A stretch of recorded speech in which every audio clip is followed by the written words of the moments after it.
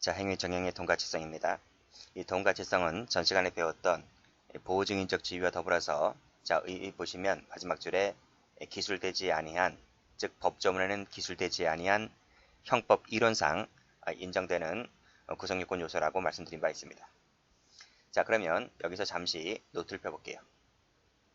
자, 노트를 펴보면 이 그림이 나오는데, 이 그림이 원래는 이퀄이 아니었습니다. 이 그림이 원래는 자, 이 무게저울 추거든요.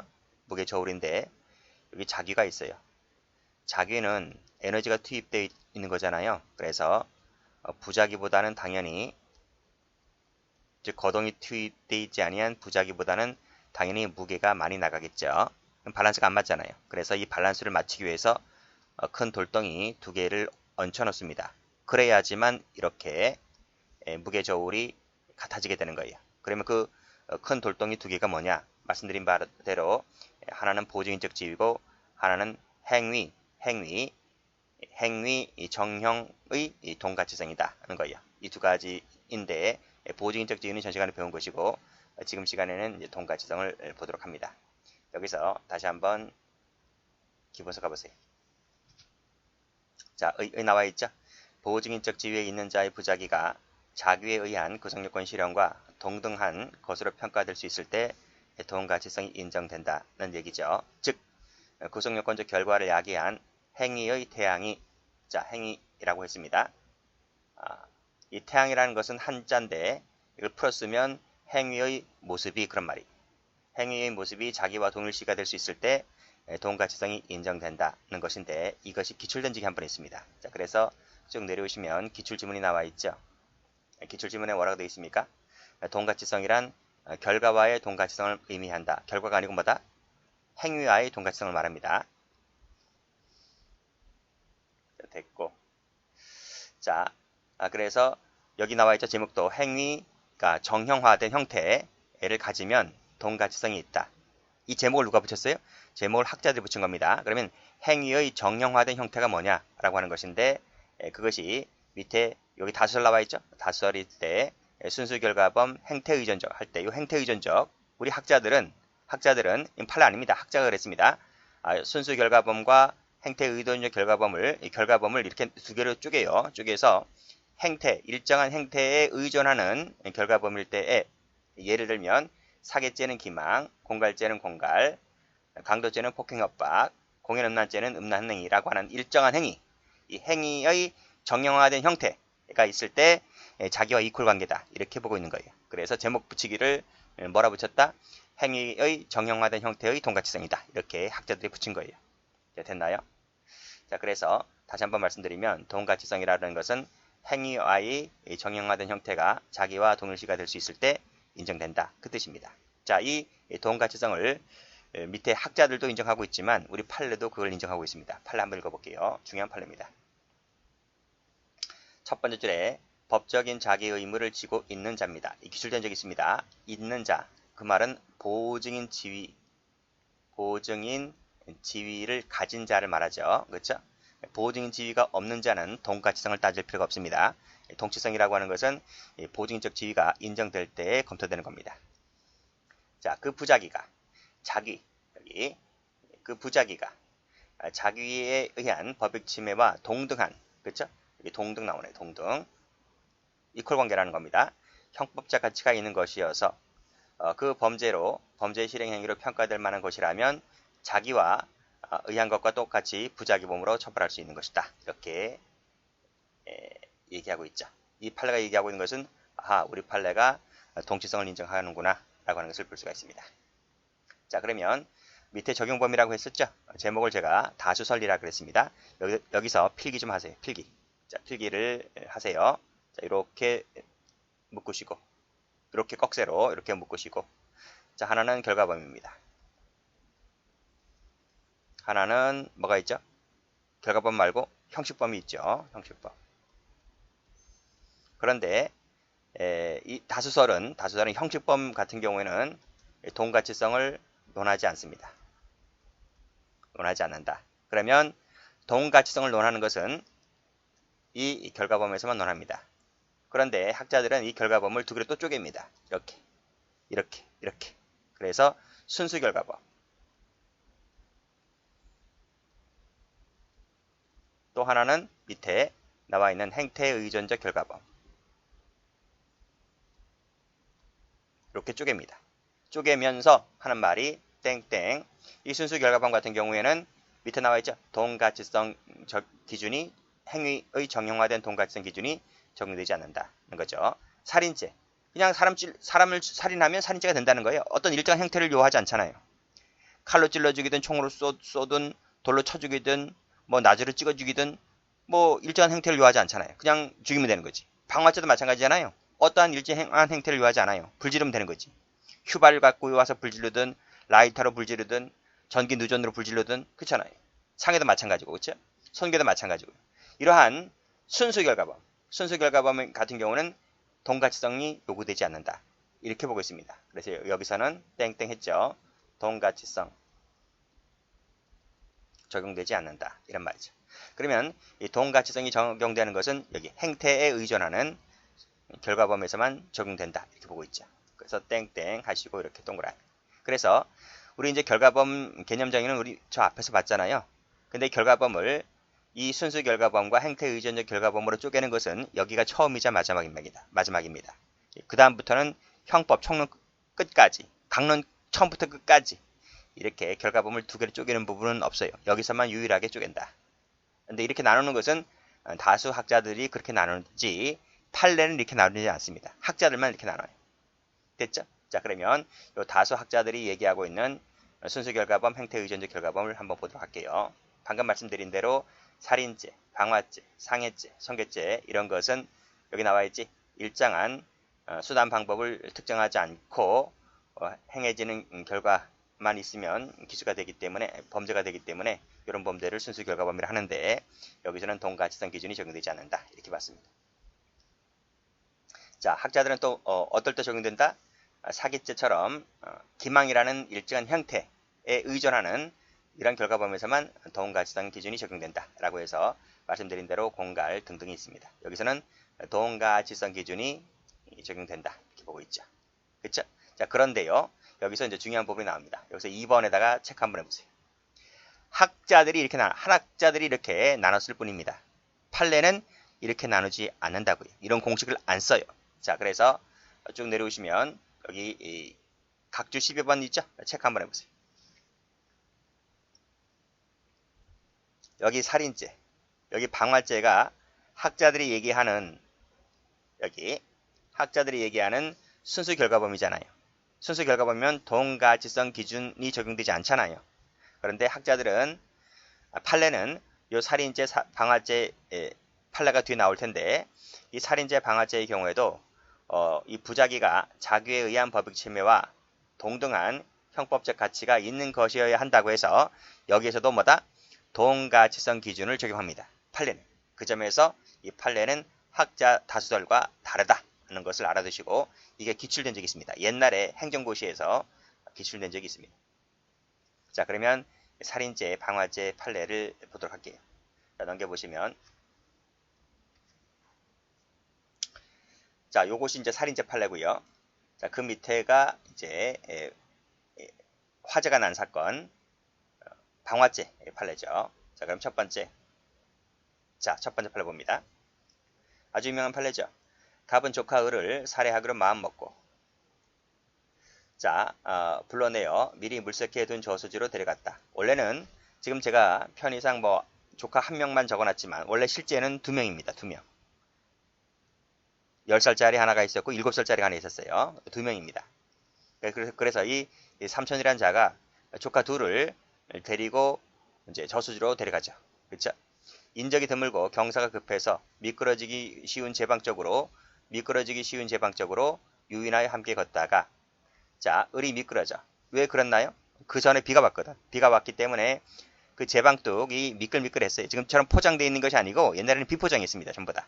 그 풀이 무성하게 자라났기 때문에 그 풀에 이제 물이 먹었잖아요. 그래서 발만 잘못 들이면 그 풀에 미끄러져요. 그래서 이제 저수리로 떨어지는 거예요. 자, 미끄러지고 물에 빠지자 구호하지 아니한 채. 즉, 이 조카는 삼촌은 조카가 물에 빠졌기 때문에 조카를 불러냈잖아요. 위어머니네 불러냈기 때문에 그러면 조카를 구조해야 할 의무가 있는데 그런 의무를 다하지 않고 방치해버렸다. 결국 이 조카는 익사하고 말았다. 그래서 이 10살 난 조카는 거기서 물에 빠져 죽는 거고요. 그럼 한 아이는 빠지지 않았지? 그 한 아이는 집어 던집니다. 집어 던져서 죽여버리죠. 자, 그랬을 때 이 갑의 죄책은 뭘까요? 하는 거죠. 자, 노트 펴볼까요? 자, 노트를 보시면, 이 설명 안 했네? 이 설명. 자, 다수설은 순수 결과범, 행태 의존적 결과범으로 나눈다. 그쵸? 자, 그런데 이 순수 결과범 같은 경우에는 기준이 적용되지 않지만, 행태 의존적은 적용된다. 라고 말씀드렸죠. 근데 여기서 제가 말씀드리기를, 요 판례 같은 경우는, 이 살인죄 방화죄의 경우에도 동가치성 기준을 적용한다. 그 점에서 학설과 다르다. 그래서 화살표를 반대 표시해놨습니다. 그 이유 아시겠죠? 됐고, 자 지금 보는 판례가 본 판례가 이제 저수지 사건이죠. 자, 동가치성 기준을 한번 적용해 보는 거예요. 자, 여기 이제 갑이 누구예요? 갑이 삼촌이죠. 삼촌이다. 을을 만약에 너 죽어라 하면서 집어 던집니다. 집어 던져서 죽여버리면 살인죄죠. 자기죠, 자기에 따른 살인죄가 돼요. 그쵸? 자, 지금 방금 본 판례는 이제 부작위 사례죠. 그래서 갑이라는 사람이 있고 을이 아이가 빠졌는데 갑이라는 삼촌이라는 사람이 구조를 안 합니다. 구조를 안 한다. 그래서 결국 이 아이는 익사하고 말죠. 그랬을 때 이것이 이퀄 관계냐? 이퀄 관계가 된다는 거예요.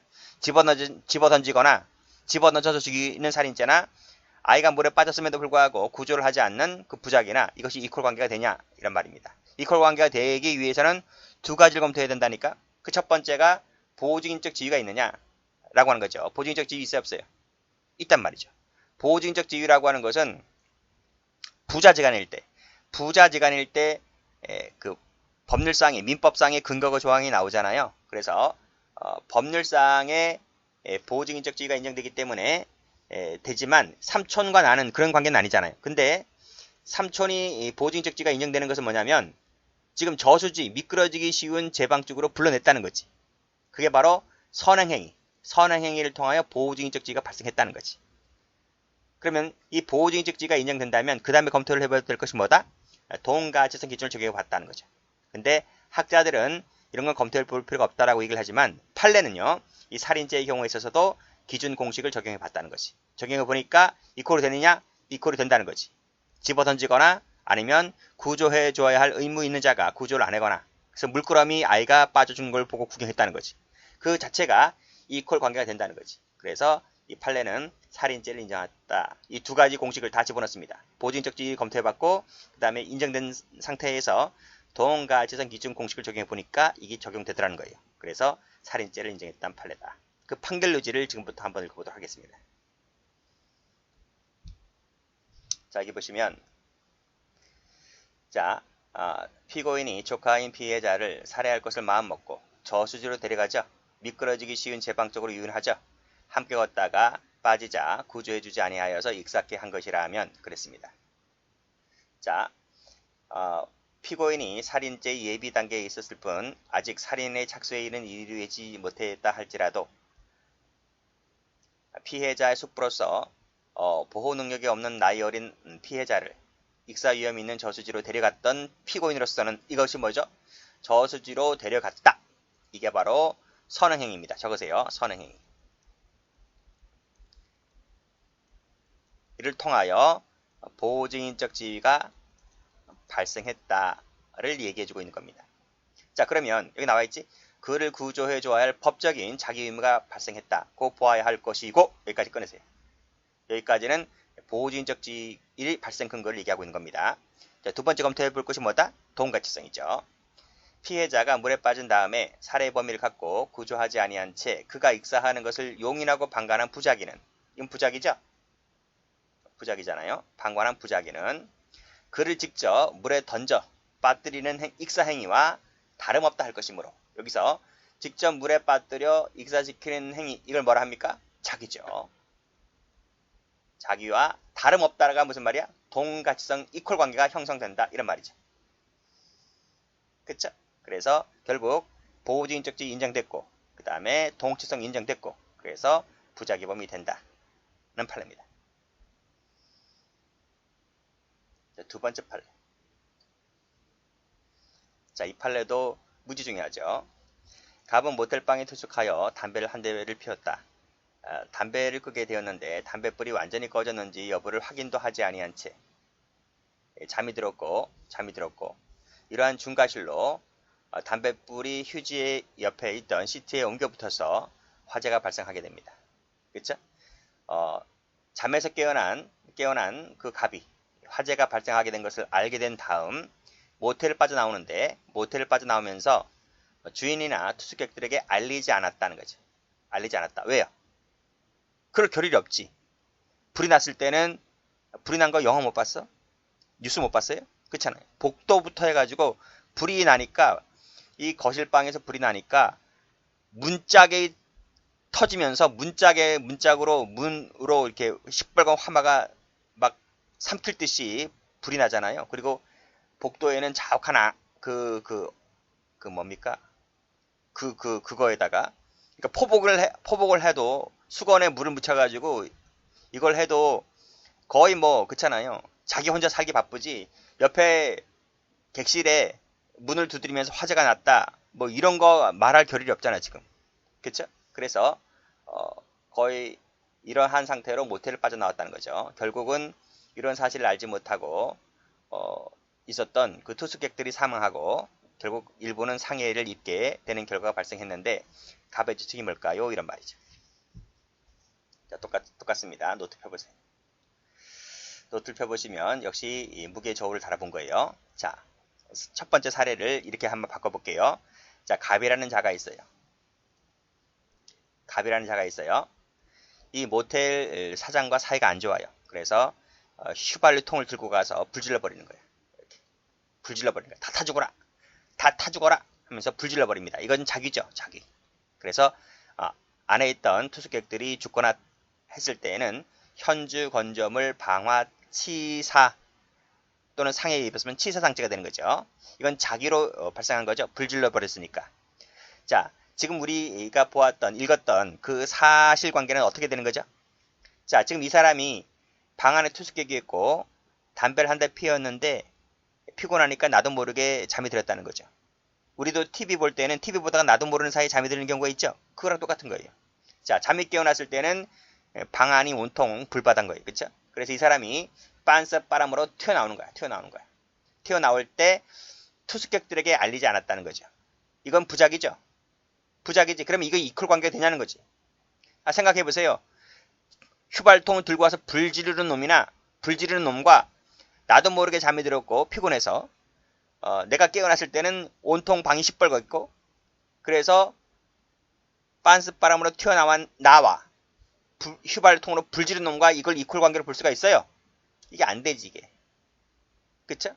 따라서 우리 판례는 부작위에 의한 현주건조물 방화 치사상죄를 인정하지 않습니다. 그런데 그 부작위범이 되기 위해서는 두 가지 돌덩이를 검토해 본다고 했잖아요. 첫 번째, 보호주의인적지위가 있느냐? 있다는 거야, 이건.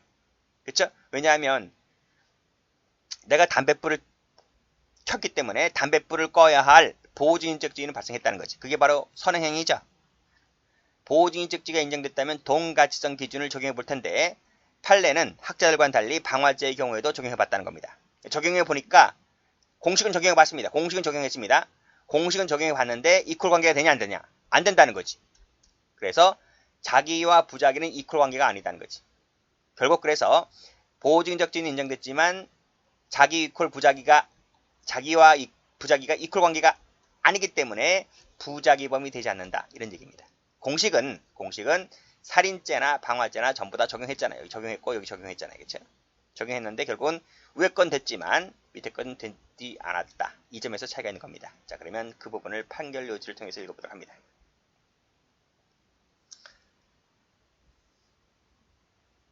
자, 여기서는 여기 밑에서 세 번째 줄, 네 번째 줄 여기를 한번 끊어보세요. 자, 끊었나요? 자, 읽어보겠습니다. 담배를 피웠죠. 담배를 피웠으니까 담배를 꺼야 할 보호주의인적지가 있는 거잖아요. 근데 담배불 끄지 않았죠. 라고 했을 때 우리 판례는 중과실로 있는 선행행위로 인해서 보호증적 지위는 발생했다. 이런 얘기입니다. 그래서 가로 열고 보호증인 지위 인정 이 말입니다. 자, 두 번째 검토해 볼 것이 동가치성이죠. 자, 말씀드렸듯이 빠져나오면서 이를 알리지 아니하였다는 부작위. 부작위는 내가 휘발통을 들고 가서 불 지른 것과 이퀄 관계 아니죠. 이퀄 관계가 아니기 때문에 결국 부작위가 되지 않는다. 그렇죠? 이 부분이 인정되지 않기 때문에 무죄다. 이런 말입니다. 부작위로 공소 제기했어요. 근데 이 부분에서만 무죄인 거지. 다른 죄들은 인정했습니다. 중과실 뭐 등등은 인정했지만 부작위에 의한 현지건조물 방화치사죄는 인정되지 않았다. 이렇게 정리해 두시면 돼요. 됐고, 자, 판례 봅니다. 자, 동가치성이 인정된 판례 보죠. 첫 번째 거. 유명한 판례죠. 세월호 사건입니다. 선박 침몰 등 조난사고로 승객, 다른 승무원들이 스스로 생명에 대한 위협을 대처할 수 없는 급박한 상황이 발생했을 때, 즉 배가 가라앉을 때 이 말입니다. 그 선박의 운항을 지배하고 있는 선장 동그라미, 그리고 옆에 선원들 동그라미. 이런 사람들은 그 물에 빠진 보호 능력이 없는 승객이나 다른 승무원의 사망 결과를 방지해야 할 자기 의무가 있다. 자기 의무가 있는데 어떻게 했습니까? 나 살겠다고 미리 배 타고 나왔잖아요. 그랬을 때에는 자, 밑에 보시면 그러한 부작위는, 즉 방관한 부작위는, 애들을 구조하지 않은 그러한 방관한 부작위는 자기와 똑같이 동등한 형법적 가치가 있는 것이다. 즉 애들을 물에 집어 던진 거나 마찬가지다. 이런 말이죠. 따라서 자기 의무를 이행하였다면 그 사망이라는 결과가 발생하지 않았을 것이라는 관계가 인정되죠. 그렇죠? 그래서 마지막 줄에 행위와 결과 사이에 인과관계가 있기 때문에 살인죄를 인정했던 사건입니다. 뭐 다 아실 것이고 결과는요. 자, 그런데 비교될 판례가 또 하나 있어요. 자, 최근에는 이 1번 판례도 시험에 나옵니다. 당연히 이제 바다에서 발생한 사건이다 보니까 해경시험에서는 이제 1번도 나왔는데 이 1번 판례가 하나 더 있죠. 별표짜리가. 작년도 경채시험에서 요 1번 판례가 출제가 되었다는 것이죠. 자, 여기서는 1등 항해사 세무쳐보세요. 2등 항해사 세무쳐보세요. 자, 1등 항해사, 2등 항해사 역시 마찬가지로 아무런 구호조치를 취하지 않고 이 선장과 더불어서 선원들과 더불어서 배 타고 나왔다는 거지. 자, 그럼 이 사람들도 똑같이 위에 있는 사람들과 똑같이 살인죄가 될 거냐? 라는 얘기인데 판례가 뭐라 그래요? 1등 항해사, 2등 항해사는 뭐예요? 이 운전대 잡고 있는 사람들이잖아. 우리 차 운전대 잡는 사람들. 그쵸? 그러니까 역할이 다르다는 거지. 위에 있는 사람들과 달리. 그렇기 때문에 이 1등 항해사, 2등 항해사 같은 경우는 밑에 보시면 동가치성이 없다. 동가치성. 그쵸? 동가치성이 없기 때문에 따라서 부작위에 의한 살인죄는 되지 않는다. 이렇게 보았습니다. 됐나요? 그래서 앞에 선장과 선원들과는 좀 다르다. 이렇게 정리를 해두시고, 자, 2번이 중요하죠. 2번. 업무방해죄도 마찬가지입니다. 똑같이 동가치성. 이 업무방해죄도 뭐예요? 부작위라도 범할 수 있습니다. 자기뿐만 아니고 부작위라도 범할 수 있기 때문에 부작위범이 되려면 동가치성을 검토해 봐야 되겠죠.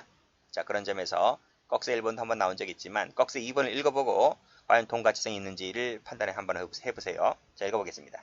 여기까지가 사실관계입니다. 피고인이 갑과 토지지상의 창고를 신축하는 데 필요한 형틀공사 계약을 체결한 후 공사를 완료하였는데 갑이 대금을 주지 않는다는 이유로 위 토지에 쌓아둔 건축자재를 치우지 않고 공사 현장을 막아버렸다. 이것이 업무방해죄가 될 거냐 이런 얘기입니다. 치우지 않았다는 것이 부작위잖아요. 그쵸? 그 부작위가 이 업무방해죄가 되려면 자기와 이퀄 관계가 되어야 하거든. 그걸 검토해 보겠다는 거예요.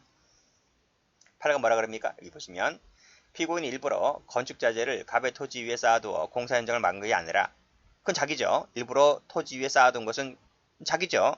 그게 아니라 당초 자신이 공사를 위해 쌓아두었던 건축자재를 공사 완료 후에 치우지 아니한 것에 불과하므로 이건 뭐래? 공사가 완료된 후에, 그쵸? 후에 치우지 아니한 것에 불과하므로 이것은 완료 후에 단순히 치우지 않은 행위만 갖고서는 완료 후입니다. 완료 후. 완료 전이 아니고 단순히 치우지 않게 된 것은 자기와 이퀄 관계가 아니다. 자기와 이퀄 관계가 아니다는 거지. 그래서 이 동가치성이 탈락되기 때문에 부작위에 의한 업무방해죄가 되지 않는다. 이렇게 보시면 되겠습니다. 자, 됐죠? 자, 그렇게 정리를 해두시고. 그래서 여기서는 안 되는 것이기 때문에 자, 요 색깔로 이렇게 색깔 칠할게요. 올라가서 1등, 2등 색깔 칠하고 올라가서 다른 색깔로 선장, 선원들 색깔 칠하고 올라가서 이건 안 된 거죠? 그래서 앞에서 무슨 색깔이었지? 자, 이 색깔이네요. 자, 이를 알리지 아니하였다. 여기 방화죄 판례입니다. 모텔 사건입니다. 올라가서 여기서는 되는 거죠? 되는 거라서 빨간 펜 뜨시고 그 부작위와 자기와는 똑같다. 똑같다. 여기 이분 저수지 사건입니다. 자, 여기까지 합니다.